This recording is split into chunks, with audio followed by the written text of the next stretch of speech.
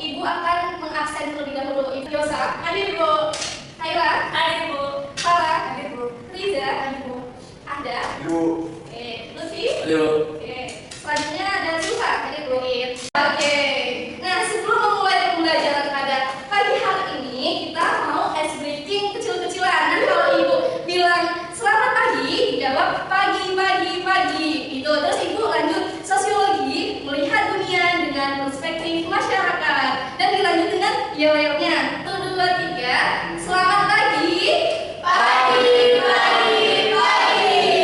Sosiologi melihat dunia dan perspektif masyarakat. Yel-yel. 1, 2, 3. Apa suka sosiologi suka? Kalau suka sosiologi suka. Kalau kau suka sosio, mari kita belajar. Kalau kau suka sosio, mari belajar. Oke, tepuk tangan bersama. Benar anak-anak. Jadi dengan adanya ice breaking tadi bisa membangkitkan semangat belajar kalian. Oke? Oke. Nah, ada yang tahu kita hari ini mau belajar apa? Belum. Oke, belum tahu ya. Nah, kemudian minggu lalu itu kan kita sudah belajar tentang pengertian dari perubahan sosial. Masih ada yang ingat juga materi minggu lalu? Apa ya? Mbak Kayla, ingat nggak? Teori Bu. Teorinya, oke. Jadi hari ini kita akan belajar dampak perubahan sosial. Tapi sebelum itu, Ibu akan memberikan sedikit kuis supaya mengecek pemahaman kalian tentang materi pada minggu sebelumnya. Nah, jadi ketahuan yang semalam belajar atau yang semalam hanya sleep call sama pacarnya. Oke, dan sekarang kalian bisa scan barcode-nya.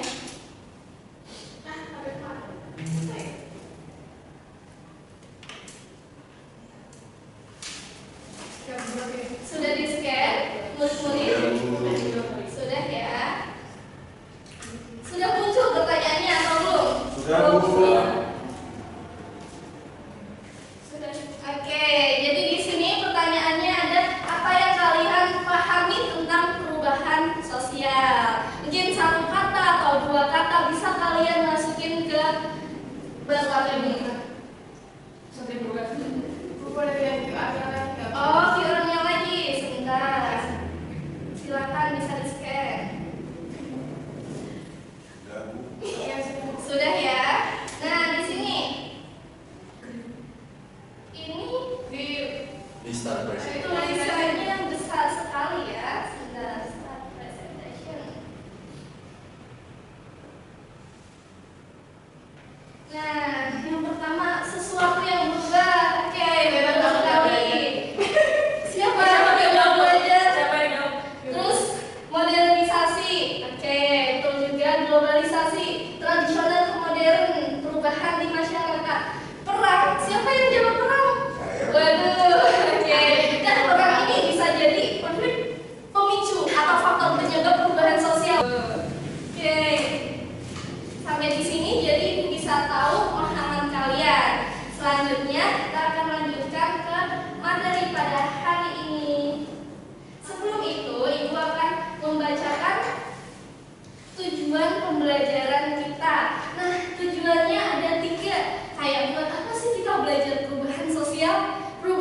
tinggal berubah aja, nggak perlu kita pelajari. Padahal di sini itu penting banget.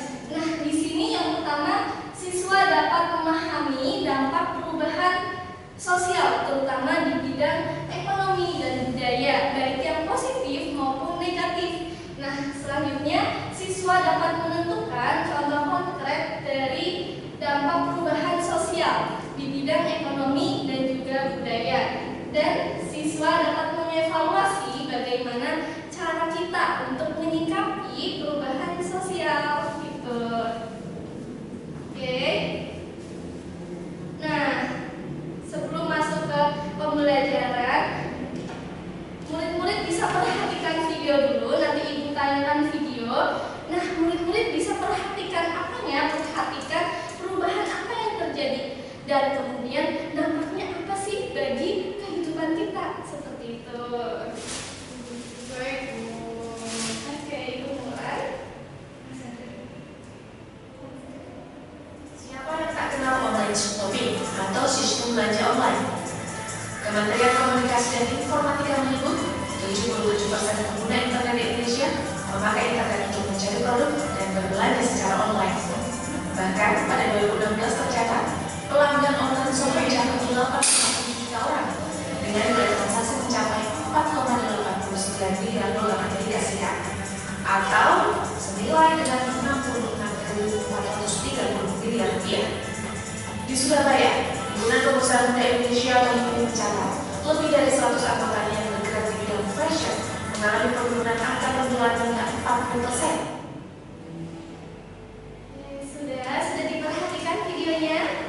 Sudah. Ada yang bisa menyampaikan dan menceritakan apa aja sih perubahan yang terjadi di dalam video dan dampaknya apa? Oke, silahkan ya. Sekarang banyak banget e-commerce, jadi pada belanja itu di e-commerce itu kayak tadi yang sudah dijelaskan, yang masih jualan di pasar itu jadi sepi pembelinya Bu, karena pada beli online semua. Oke, tepat sekali, kita beri aplaus dulu ya. Jadi dalam melihat video atau melihat suatu perubahan yang terjadi di masyarakat, kita juga harus kritis. Apa sih dampaknya, seperti yang tadi perubahan dari yang toko konvensional ke toko online shopping gitu. Nah, itu kan berdampak juga terutama bagi pedagang konvensional. Nah, kita juga harus bijak untuk menyikapi dan kayak strategi apa sih yang paling tepat, seperti itu. Nah, lanjut ke slide berikutnya, ada dua gambar yang berbeda. Dua gambar yang berbeda di sini konvensional dan digital. Yang tentunya ini dua hal ini berbeda. Yang pertama, konvensional ini gambar anak lagi main apa? Enggak. Enggak.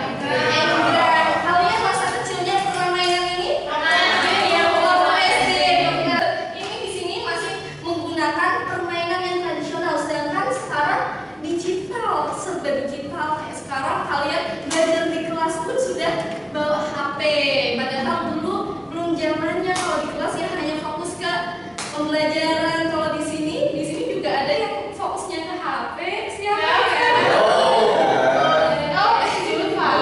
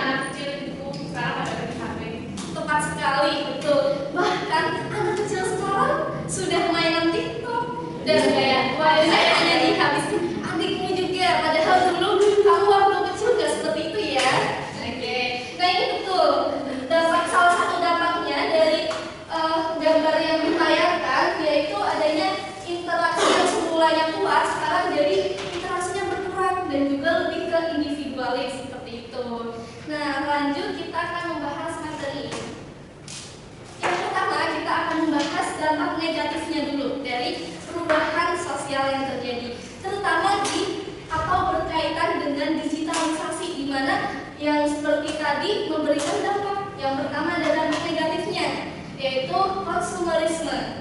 Bagi kalian istilah konsumerisme itu masih asing atau udah pernah dengar nih? Sudah pernah dengar. Sudah pernah. Oke. Ada yang bisa menyampaikan pengertian dari konsumerisme?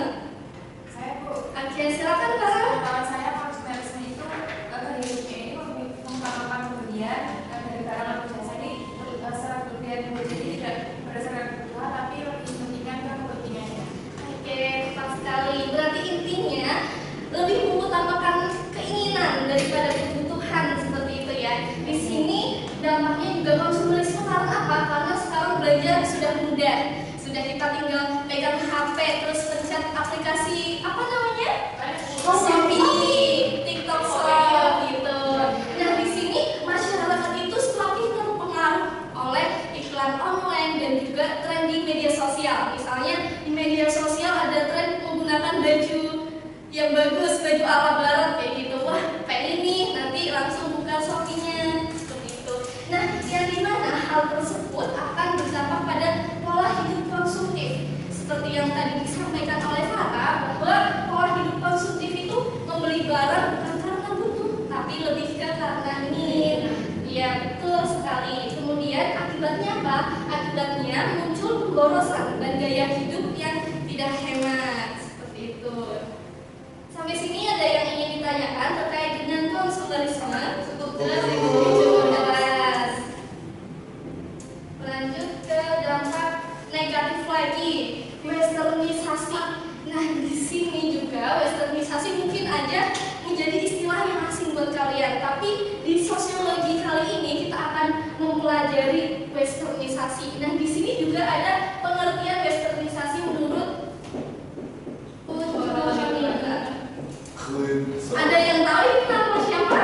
Tokoh apa? Tokoh pemilik perusahaan atau tokoh apa?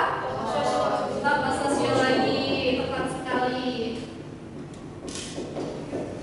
Nah, menurut pencorningrat, westernisasi ya tadi,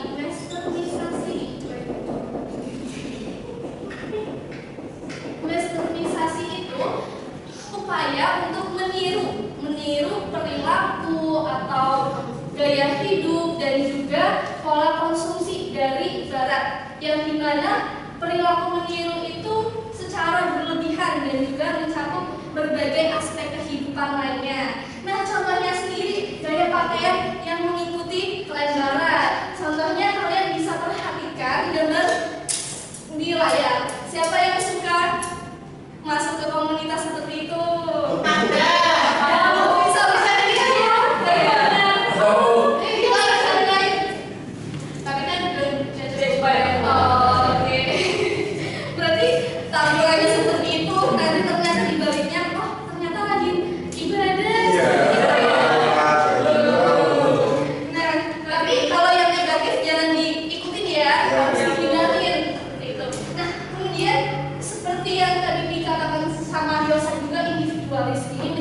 Dampak dari westernisasi, perubahan dari itu menjadi lebih individualis, kayak sosialisasinya menjadi kurang, terus juga lebih suka berinteraksi melalui media sosial seperti itu, dan meningkatnya pengaruh budaya pop barat, film, musik, makanan cepat saji. Nah, di sini film seperti apa?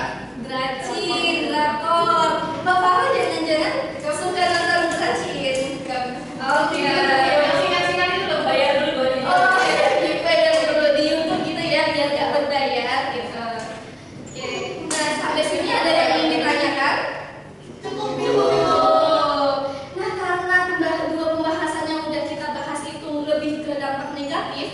Ibu akan mengajak kalian untuk berefleksi dan juga memikirkan bagaimana solusi atau strategi yang tepat supaya konsumerisme dan westernisasi itu dapat dihindari seperti itu.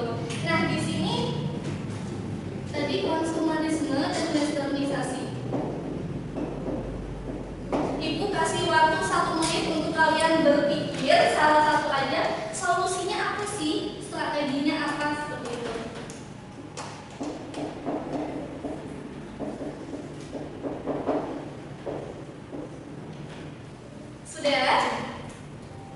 Sudah ada yang terpikirkan bagaimana solusi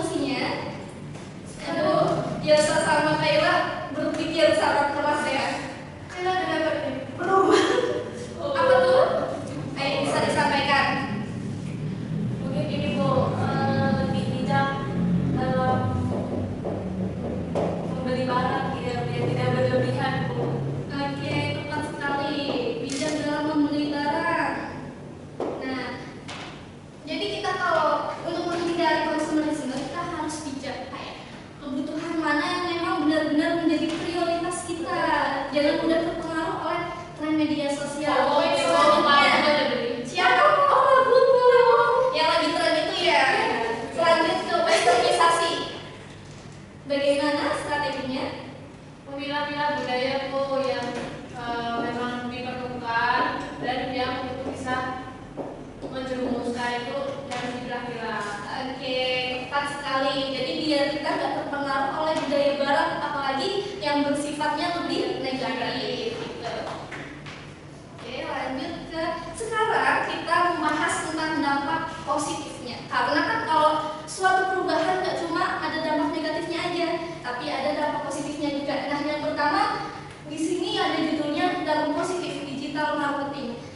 Karena dengan adanya media sosial dan platform lain bisa membuka lapangan kerja sebagai digital marketing, dan itu menjadi salah satu nilai tambah dan sumber penghasilan gitu ya bagi beberapa pihak. Di sini dampak secara luas apa? Marketing digital memudahkan pelaku usaha untuk mempromosikan produknya baik ke Indonesia maupun ke luar Indonesia seperti itu.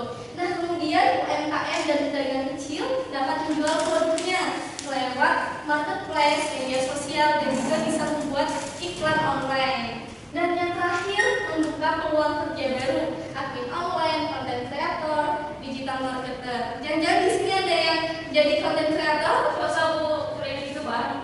Iya. Sama makanan juga. Kalau mau ya? Iya. Pulang sekolah itu. Pulang sekolah. Sekolah.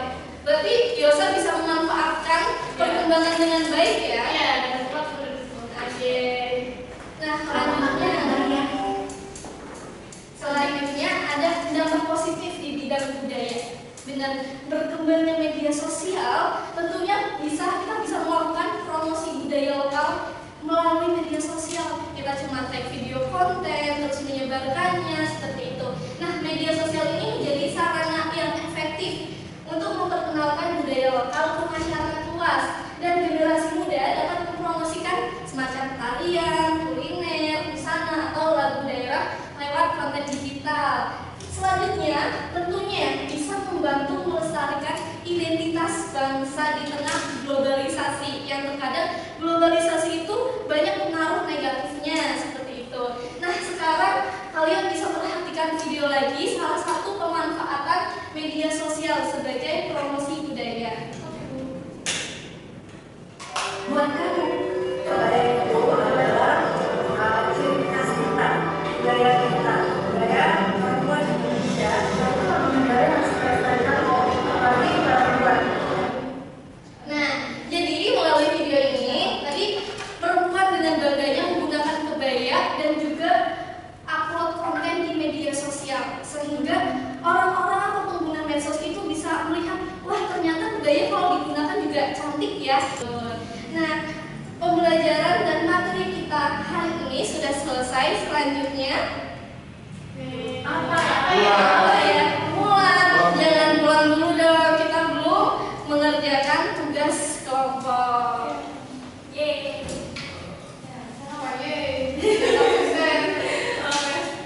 Nah, di sini Ibu ada media kalian yang berisi apa ya? Bu, aku selalu rapat ya.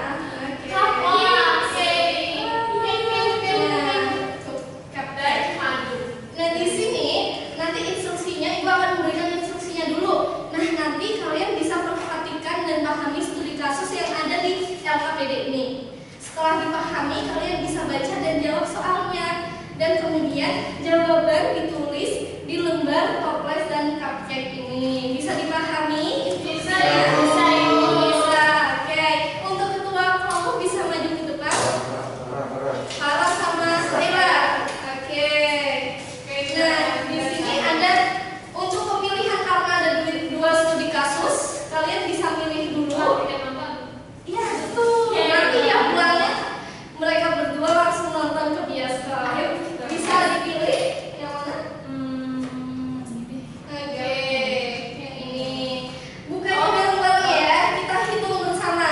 3, 2, 1. Studi kasus pertama. Oke. Nah, studi kasus yang pertama dapat ini, dan yang kedua dapat di bidang budaya. Oke, nah kalian bisa ambil dulu. Yang ini kelompok 1, ini kelompok 2. Kelompok prima. Oke,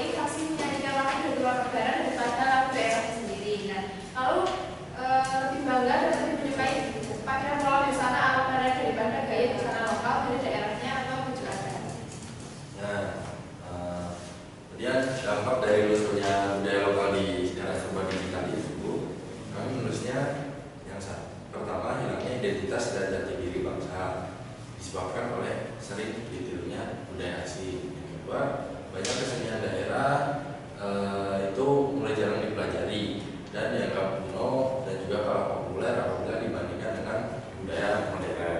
Kemudian untuk hal kedua yaitu apa yang bisa dilakukan untuk generasi muda. Untuk peran pemuda di sini kami menuliskan yang pertama itu mempelajari dan mengenalkan budaya daerah sendiri seperti bahasa, pakaian, adat, tarian, dan permainan tradisional kepada orang lain termasuk lewat media sosial. Kemudian yang kedua, mengembangkan kreativitas dengan sentuhan modern, misalnya membuat konten digital, film pendek atau karya seni yang mengangkat unsur budaya lokal agar tetap relevan di era digital. Oke, tepat sekali. Untuk yang lain ada yang ingin bertanya kepada kelompok 2? Sudah paham ya berarti? Paham. Oke, untuk kelompok 2 bisa ditempel di sini. Bisa. Nah, kita lihat hasilnya dan nanti ini sebagai bahan diskusi kalian di kelas. Oke. Nah, gimana? Tadi diskusinya seru? Seru. Semua ya. Nah, karena kalian sudah menyelesaikan tugas kelompok dengan sangat baik, jadi kita tepuk terlebih dahulu. Tepuk 2, 3. Dikasih W, kasih O, kasih W. Wow, keren. Wow, keren. Wow, keren. Wow, keren. Keren sekali anak-anak ibu. Selanjutnya kita jalan-jalan dulu. Ada apa nih? Apa ya? Ibu ada sesuatu lagi buat kalian. Sesuatunya berupa kuis yang harus kalian kerjakan. Ya, tenang aja, di sini kuisnya mudah. Silakan bisa kalian scan. Udah bagi ibu. Tadi ibu juga di situ. Iya nih ada ya. Ada.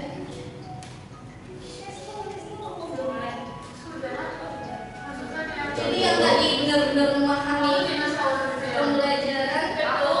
Siapa itu yang dinosaurus? Saya. Nanggung banget kasih nama. Dinosaurus.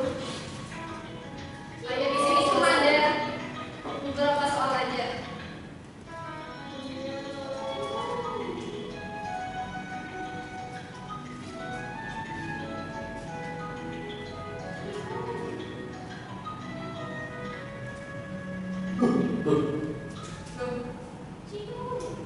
Bagaimana? Sudah selesai. Sudah selesai? Wah, sudah ada yang selesai. Sudah semua? Sudah. Oke. Untuk Gazel, Korol, dan Pragos, siap bisa angkat tangan? Satunya, oke. Ini ibu ada bintang untuk nilai tambahan kalian.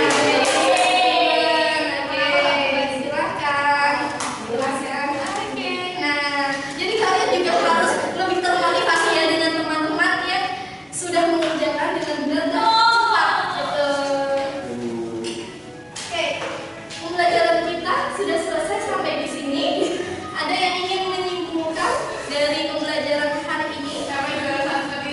Juara satu yang Gazel. Gazel siapa ya? Aku ibu. Oke, silakan. Jadi pembelajaran hari ini perubahan sosial itu memberikan dampak bagi berbagai bidang kehidupan, jadi seperti bidang ekonomi, terus juga budaya, dan dampaknya itu bisa negatif sama positif. Nah, jadi kita ini harus bersikap bijak supaya kita terpengaruh dengan dampak negatif dari perubahan sosial. Oke, tepat sekali. Benar ya, teman-teman. Kalau perubahan sosial ini pertama nih, bisa kita visikan dulu. Oke, perubahan sosial ini tuh bisa berdampak. Nah, berdampaknya itu positif, negatif, sehingga terutama kita sebagai atau kalian ya, kalian sebagai pelajar yang nanti akan menjadi generasi penerus itu harus bijaksana dan harus memikirkan strategi apa yang tepat untuk menghadapi perubahan sosial itu. Oke. Yang terakhir nih, satu lagi ya, jangan bosan ya sama ibu ya. Ada yang ingin menyampaikan refleksi pada pembelajaran hari ini? Silakan, Mbak Farah. Pembelajaran hari ini itu seru karena mestinya juga pakai digital ini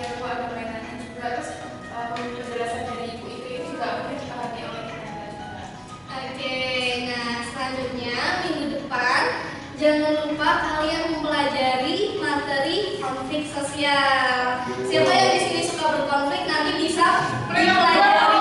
Mereka berdua ya yang paling suka berkonflik.